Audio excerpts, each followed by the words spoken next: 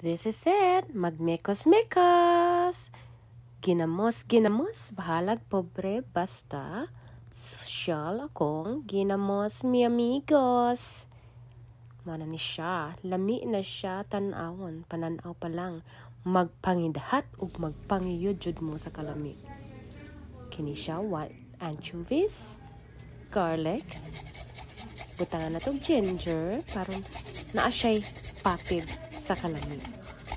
Hala, kuskus jud kag ginger, madam.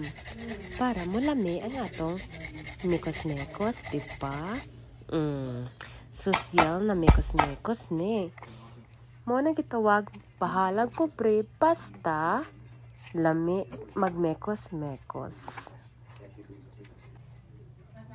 Tangan na to siyag sili para mas lami ang patid. Butangan po nato og onion nga sibuyas, basta pula mas lami yun siya og sipa pod. Butangan nato og sea salt para mutaas ang atong sodium.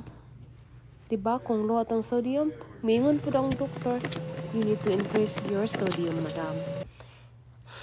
Siyempre, sterile na to tong jar para diling matubo ang bakterya atong mekos-mekos. Dawa. Kwapa, ready na siya magpanikad. Murag si Nanay Junicia magpangidhat o magpanikad. Butang na to sa jar.